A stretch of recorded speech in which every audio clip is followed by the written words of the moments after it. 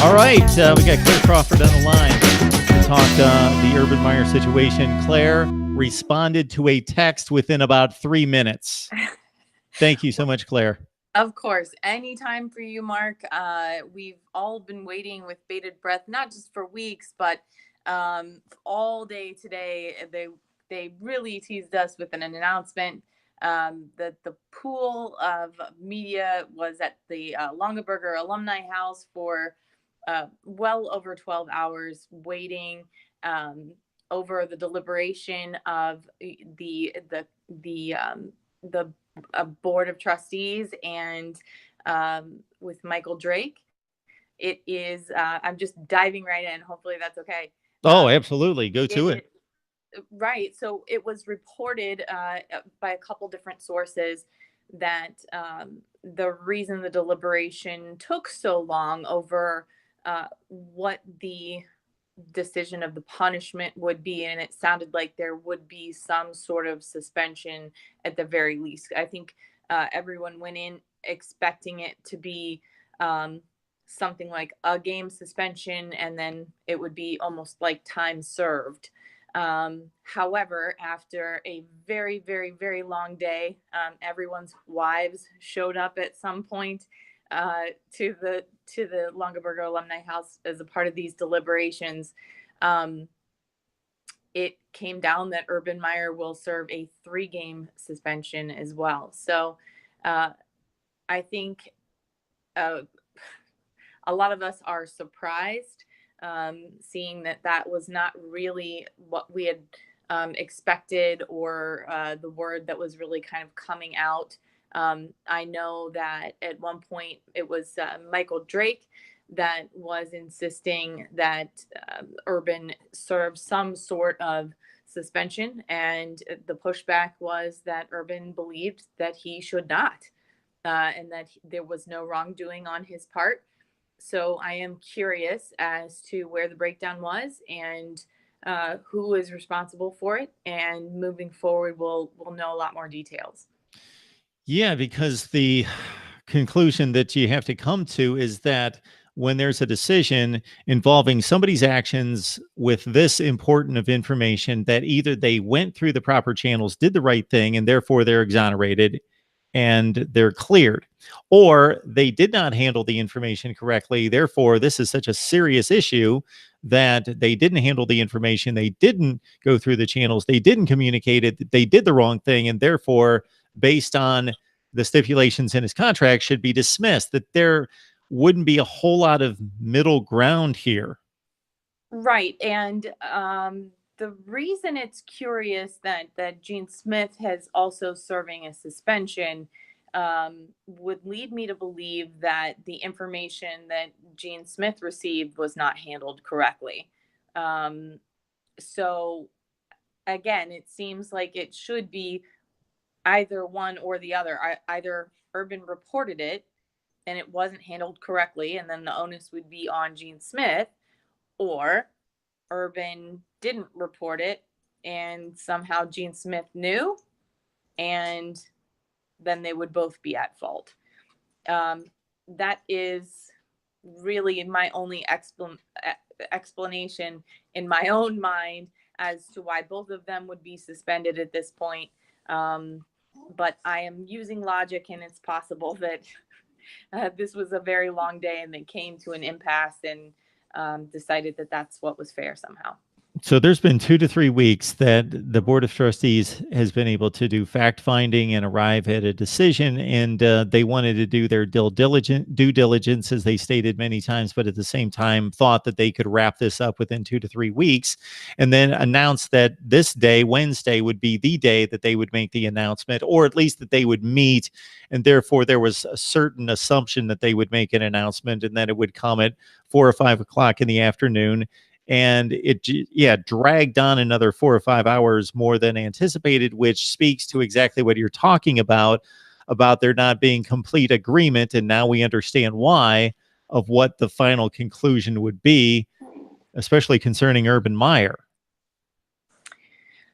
It is all very, very confusing. And much like what goes around in politics these days, there is a lot of distraction and sleight of hand that happened in the media in the last couple days, specifically talking about some of the things that Zach Smith was involved in. However awful and whatever judgment you want to pass on it, was not relevant to the investigation, nor was it relevant to Urban Meyer or towards doling out any punishment. I have my own opinion on those things and what happened, and I'll save it for not here or now, or maybe not at all. But it's been a very kind of look over here at this, what's going on. Meanwhile, the serious investigation was happening. Can you see it right now, Claire? Can you see what's on the air right now? Can you see the news conference? No. Okay. I will let you go. Urban Meyer just stepped to the podium if you'd like to watch it. I absolutely would love to watch Okay. it. He just stepped to the podium. We will see you next time. Thanks for jumping on. Thank you so much, Mark. I have huge regret for my inability to be the effective leader that I should have been in this particular situation. The greatest pain that I have is the people that I serve every single day. The 565 employees that I go to work with every day, the 1,000+ student athletes that we work for every day, and of course, all of Buckeye Nation in this institution. But it's been painful. It's been hard, particularly when people like you reached out to me and wanted me to comment, and I wanted to have an opportunity to correct some of the things that were being said.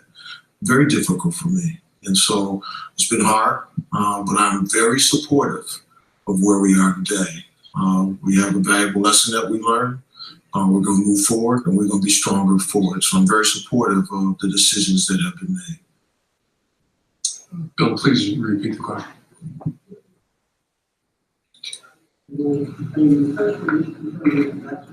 Most of what I know about Zach Smith is work related. And I've, throughout my career, taken an approach when I see someone distressed or someone struggling, I seek to get counsel and help for that person. And the biggest regret, I wish I would know more. If I would know more, I would take action much quicker.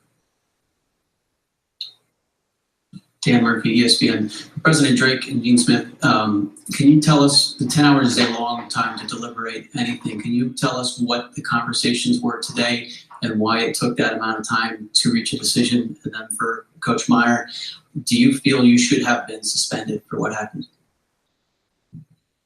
So the discussion today was with our entire board. And so there were many people involved. We had heard the findings a couple of days ago preliminarily, and then had a chance to discuss and deliberate those today. We wanted to be fair. We wanted to be equitable. We wanted to be just. We wanted to be appropriate. And we worked to refine our decisions and our actions to be able to do the best that we could to achieve those goals. It's a very difficult and complicated situation, many things to consider over a long period of time. And the reason that it took 10 hours of this is to try to make sure that we were being thoughtful and considerate in every case. And the goal of all of it is to first learn what we can, and as Gene said, to make our program, our university stronger and better. We know also this is one of those circumstances where there's no right answer. It's very difficult to, not possible to do this, something that makes everyone happy. And so in that circumstance, we're trying not to seek the sole perfect answer for everyone, but to be fair, to be just, to be equitable, to be appropriate, and to do what we can to help us make our program stronger. Dan, just to be clear, I was not part of those deliberations.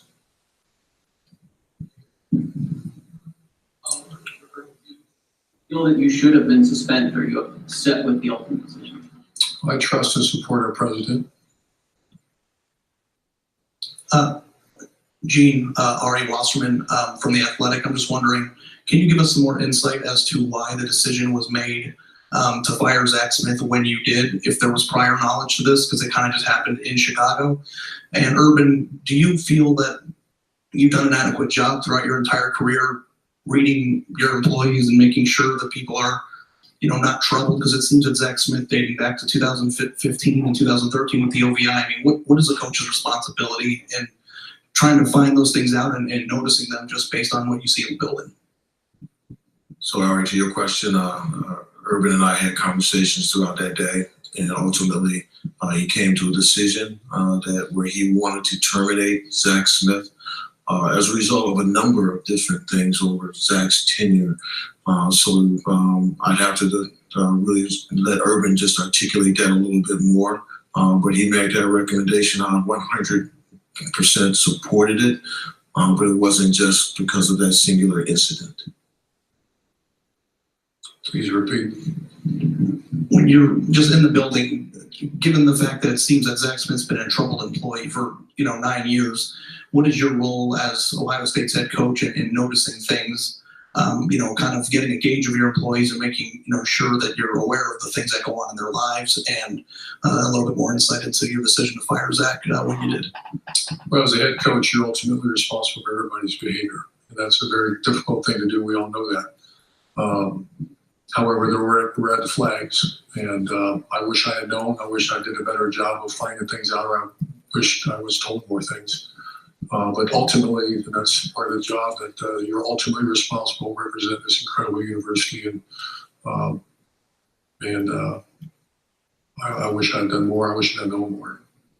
Second part was just the idea or the reason for firing Zach Smith when you guys did. I received on that week, I can't remember the exact date, that someone told me there was a court date. Was I aware of a court date involving Zach? I said I was not. They started explaining it was a trespassing issue. So I immediately contacted Gene. I told Brian Voltling to find out more about what had happened. And I actually called Zach Smith in. He was on vacation. I had him come in and say, what was this all about? He told me in great detail what had happened, and that he was dropping his children off at a certain location, and then went to the house and eventually had a citation for trespassing. He made it sound like it was not that big a deal. I told Gene, and Gene and I both decided to just keep him updated. And I was very disappointed it happened approximately 2 months prior to that. I was very upset that he didn't share that with me. And I made that clear. You have to keep me exactly posted on any situation like this so I can alert Gene. And then I go to media days, and that Monday I find out there's a restraining order, and that's when termination became into my mind. First of all, the seriousness of a restraining order, and also, again, the fact that I made very clear that you keep me posted and alert me to any situation, and he did not do that. And later that day, I made the decision to fire him. Doug Maurice from Cleveland.com. Gene, and I guess President Drake as well.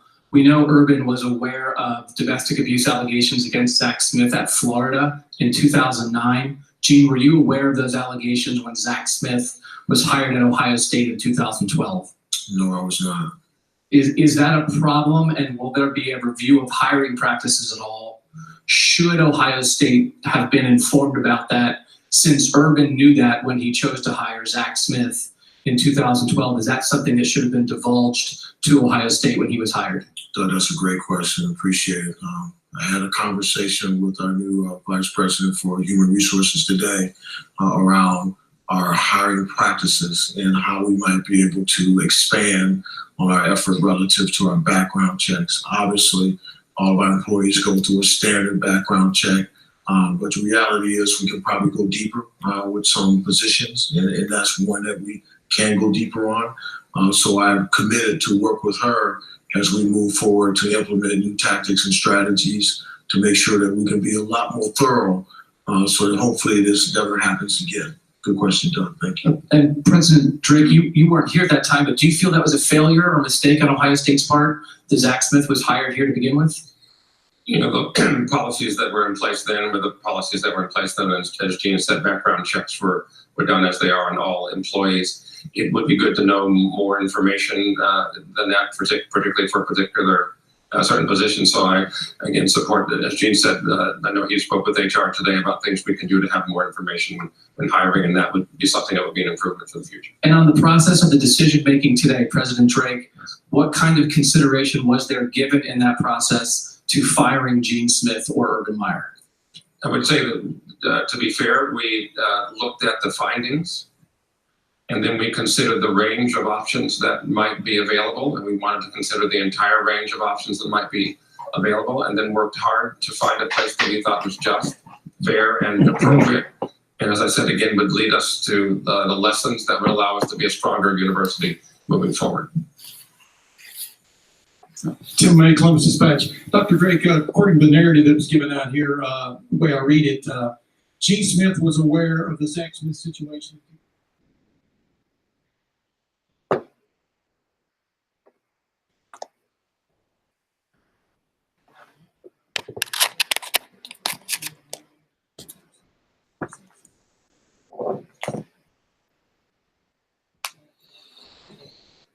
Okay, hopefully my mic's working since I unplugged and plugged, but that's what you guys get for watching a first-rate production operation right here.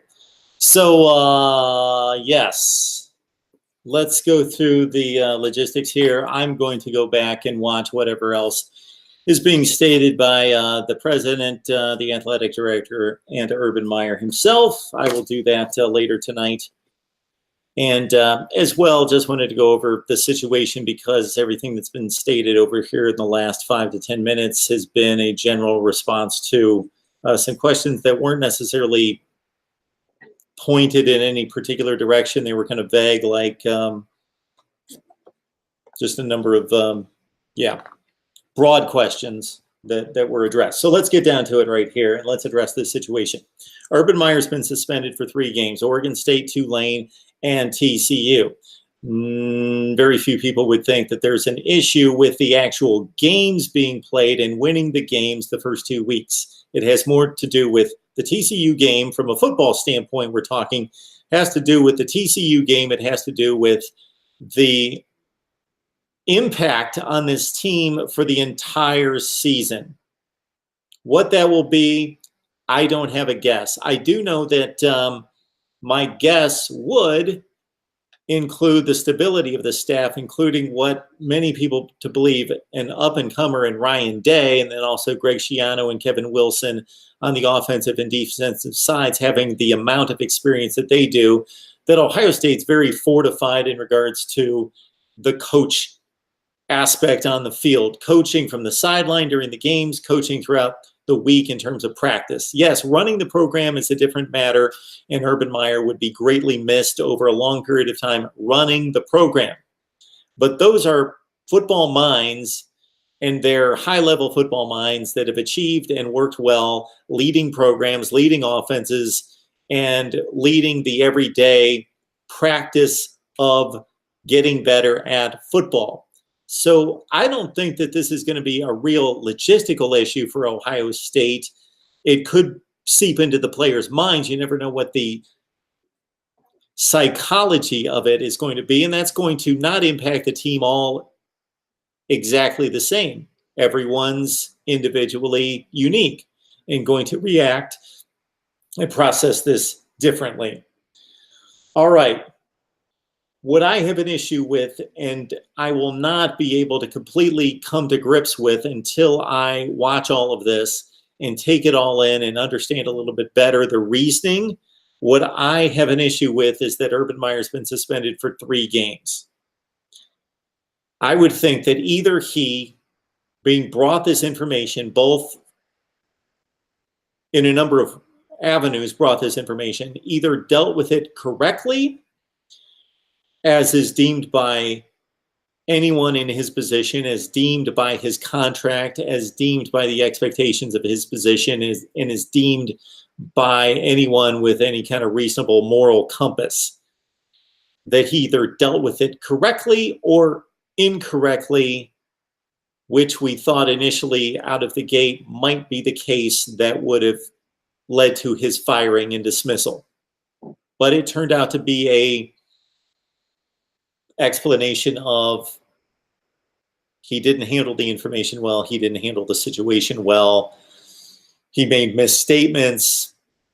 There wasn't a cover-up. It was just confusion.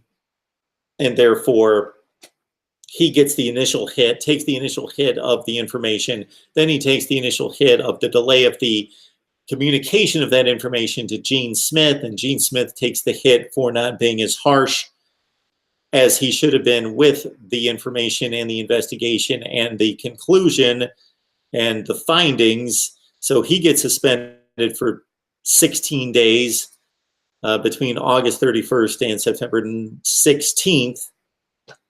And so that's where we stand with all this. I can't say I've got a whole lot more to make out of this until I can rummage through all the statements and listen to this. And I don't have a whole lot more to say. I will respond to what you guys have. But Urban Meyer, this is going to be a hit to his legacy to some extent, although let's go a level higher to a multi-time, 5-time Super Bowl champion New England Patriots organization that doesn't seem to take any hits in perception of legacy for all the things that they've been involved with that have cheated the game. This is a different circumstance. This is a legality. This involves a young lady and a domestic situation that apparently wasn't handled well once the information was found out of what was going on or what might have been going on that needed to be investigated. All right, folks, we've talked UCF football. We've looked at the top 25. I didn't really give you my thoughts on who should be higher or lower. As mentioned, I don't have an issue with the top 25. You can rank them wherever you want the first week. The preseason week, you rank them wherever you want. It doesn't matter to me. Once they play a game, I am going to have much to say, as I did last year, each and every Sunday, analyzing the top 25 and then delivering what I called my common sense, Mark Rogers TV, common sense top 25. All right, folks, what do you think here? I can't think of anything else that I really need to address with this. I am a bit surprised. I thought that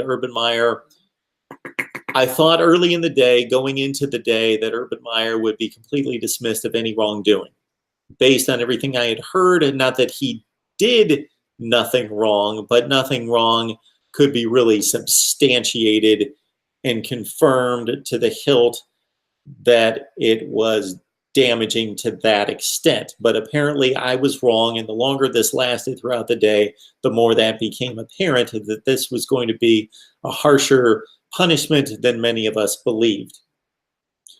Still less than what I thought it might be the first 24 to 48 hours after this broke and after the Big Ten Media Days, and then the Brett McMurphy follow-up to the situation, in which we knew there was a 2009 incident and a 2015 incident, and Urban Meyer knew about it.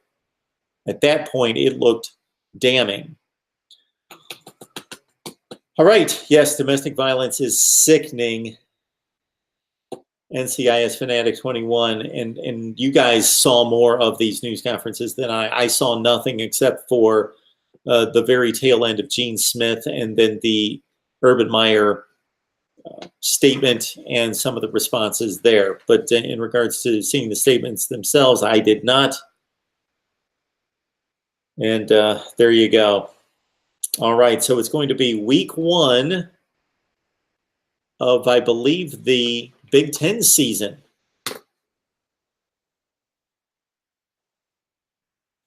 Week 1 of the Big Ten season. George, I can't necessarily answer that question about whether I'm content with the decision. Again, I'm just a bit disturbed at what would seem to be either a decisive call on handling the situation well, handling the information, getting it into the proper hands, and doing all the right things, and it being exonerated and dismissed as not guilty and job reinstated immediately, or as the Board of Trustees apparently wanted to do, but it was the university president who I believe, I don't want to question his ethics, but might be panning to public opinion. the public opinion would be, okay, we do condemn this or look down on this, and we'll punish this type of behavior if it's not dealt with completely to protocol, and we don't deal with these severely, these types of situations and this information severely, therefore 3-game suspension. But I would have liked to have seen it be more decisive. Either he did the right thing or he did not do the right thing. Did you see Urban nod his head no when they said he lied at Big Ten Media Day?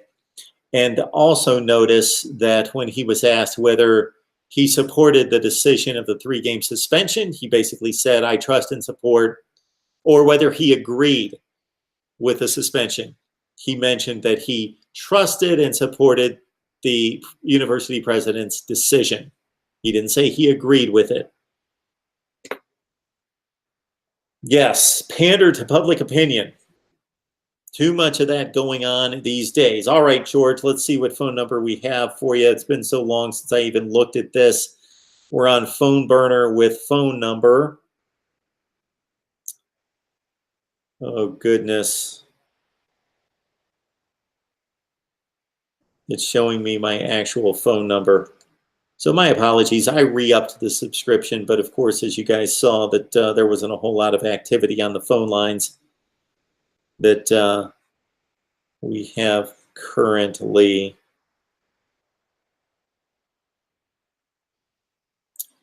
All right.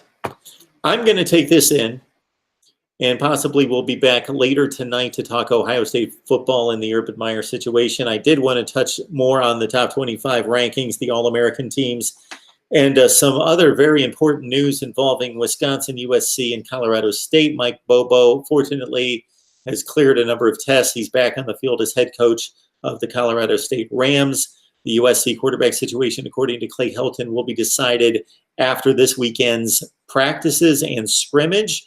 And Wisconsin's 2 top wide receivers have been suspended, Quintez Cephas and Danny Davis. All right, folks, it's been an interesting night here at Mark Rogers TV. I appreciate you guys hanging with me when we have this type of situation, and it's a bit helter-skelter, and I'm trying to listen, but also stay on the line and discuss the situation. Then we had the Central Florida conversation set up as well, right in the middle. So my apologies go out to Jeff Sharon of Black and Gold Banner, SB Nation platform for UCF, and his patience in allowing me to update everyone on the decision involving Urban Meyer, and then at the same time cutting our conversation short so we could get to the news at hand. Yes, and Noah Fant is the best tight end in college football, or one of them. All right, everyone, we will be back very soon, maybe tonight for another live stream. I don't know what to tell you there. It is 9:45 at night. And as well, we appreciate it, Navy Thomas 8. Also, Gables Kane, thanks for the support. Check out the ACC video predictions. We've got Clemson, Florida State, and North Carolina State coming up, and I am so far behind. I have got to start recording some more of those. So I will make myself through the get myself through the ACC Coastal Division, I believe, tonight, and hear what the boys at ESPN have to say about the Urban Meyer case as I do that. Right here at Mark Rogers TV, voice of college football. Thank you so much. Like, comment, and subscribe, and we will see you either later tonight, but most likely we will see you on Thursday night, tomorrow night, more live college football talk right here.